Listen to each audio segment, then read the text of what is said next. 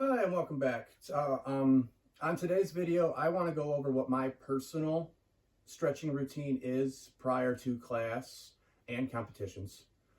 Uh, Whatever gym you possibly find or you already train at will have their own warm-up routines prior to class. This is just something I do prior to that. I usually like to get to class usually at least 15 minutes early. It gives me time to throw my gi on and then do usually about 10 minutes of stretching on my own before class even starts.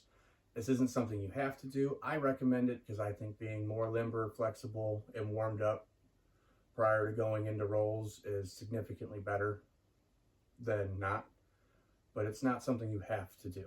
But I start with simply just sitting down on my heels, and I start with neck rotations. So I just start by leaning my head as far to the right as I can, and then in a counterclockwise motion, go all the way around. And I do that about 10 rotations. It's warming up the neck, getting the blood flowing through there, doing a little bit of stretching, but it's more of a warm up. And then after I do that about 10 times, I switch directions and go in the clockwise direction. After I do the neck rotations and get my neck warmed up, I do chin tucks, which are simply, I look as far up to the ceiling as I can and then tuck my chin all the way down to my chest, which is a good thing to practice, because when it comes to collar chokes and whatnot, one of your biggest defenses is going to be getting your chin to your chest to prevent that. So I do those. It's a nice slow movement, a little bit of stretching. Again, this is more just getting it warmed up. I do those chin tucks. I do about 10 of them. And then I go into chin to shoulder, which is literally just look as far to your right as you can, trying to get your chin to your shoulder, and then come back to the left. It's a little bit of stretching, primarily just warming the neck up. I go back and forth about 10 times roughly. And then after I finish those, my next one is I simply take my right hand and I'll reach up and I will grab the left side of my head just above the ear, and I will pull on my neck to bring my right ear to my right shoulder. It'll stretch that left side of your neck coming down into your shoulder. If you don't really feel too much when you're doing this, you can take your left hand and at about a 45-degree angle, just try to reach out, and it'll get that stretch a little bit deeper. Hold that for about 10 to 15 seconds and then switch sides. So then you take your left hand, grab the right side of your head, bringing your left ear to your shoulder and pull down. And then again, if you don't really feel that stretch, take your right arm at about a 45-degree angle and reach out, and it'll make that stretch deeper.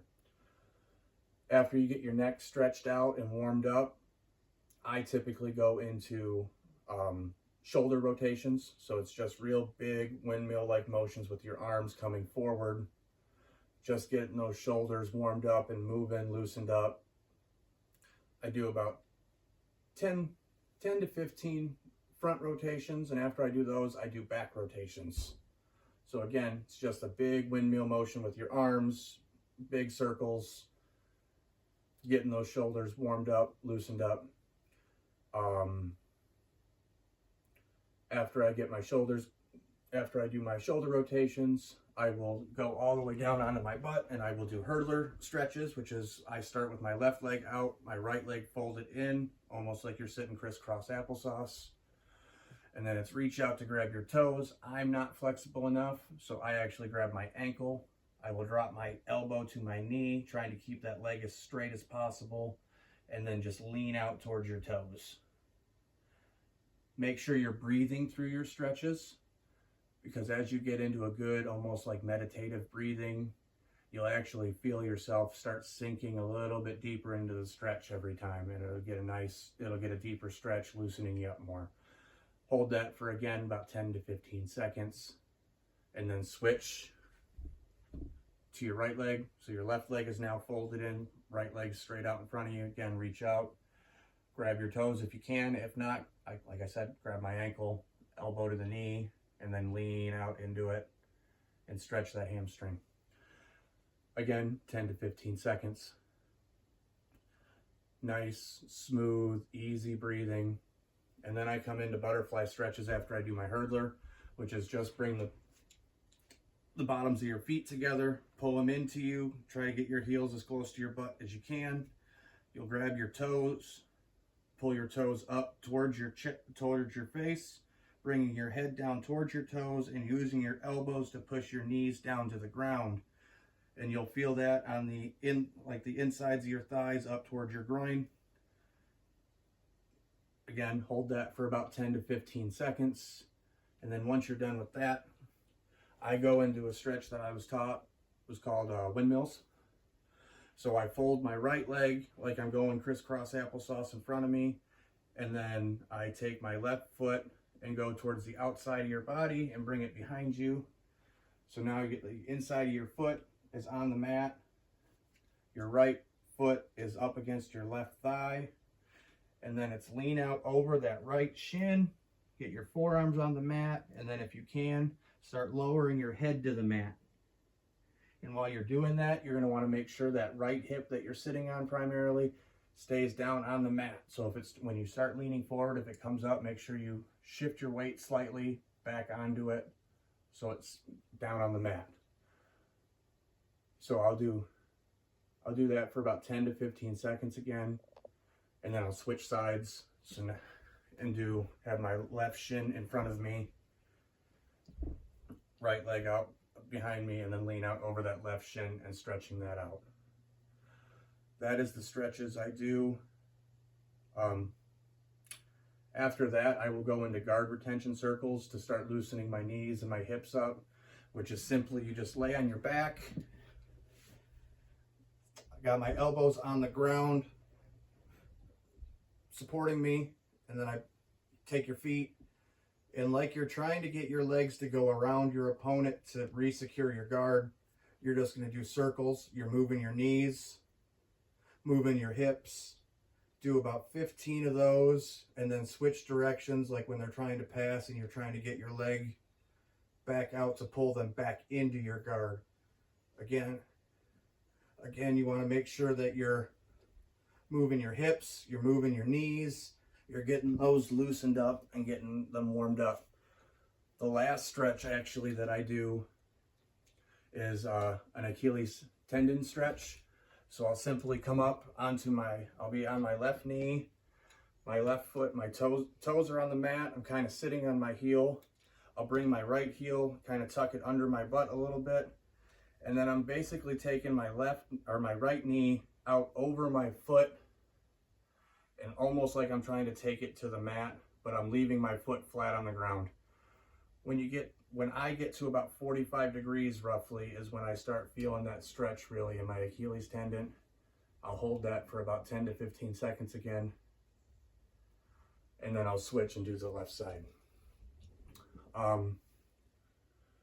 The only other thing, especially for competition purposes, you'll want to do, because your class will have a routine that they'll do, but you want to do something to get your heart going.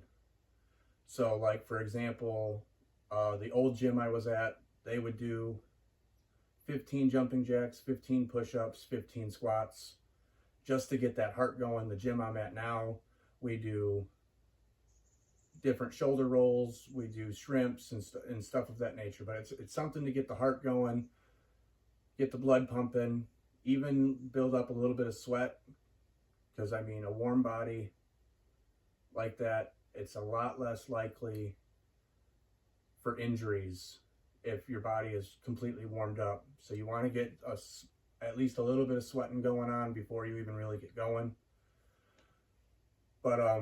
But that can be anything of your choice. You can jog in place, you can do burpees, you can do pretty much anything that's going to be more cardio related. Just like I said, it's literally just to get the blood pumping, get a little bit of sweating going on, and get the body ready. So that is my routine. Like I said, I like to get to the gym about 15 minutes early and do that before class even starts. And then, like I said, my classes have always had a warm-up routine of their own that is done on top of what I stretch independently. You don't have to do this routine. You can come up with a routine of your own if you have something that works better. It's just something that you want to get a good stretch in prior to starting any rolls. You want to get limbered up, you want to get the blood pumping, you want to get a little bit of sweating going on. But that is that. That's my warm-up routine, what I do. Please check out mayhemonthemat.com. They have an amazing mission of using jiu-jitsu to try and help conquer life's mental battles. No matter what the mental battles may be, jiu-jitsu can help. I know it's helped me get through some of my own mental battles. So check them out at mayhemonthemat.com. And if you want to support me as well as supporting Mayhem on the Mat's mission, when you go on mayhemonthemat.com and check out their shirts, their hoodies, and when you finally find a few that you like, use my discount code blind_BJJ for 15% off. That will help support me, get you 15% off, and then you're also supporting Mayhem on the Mat's mission of fighting mental health battles.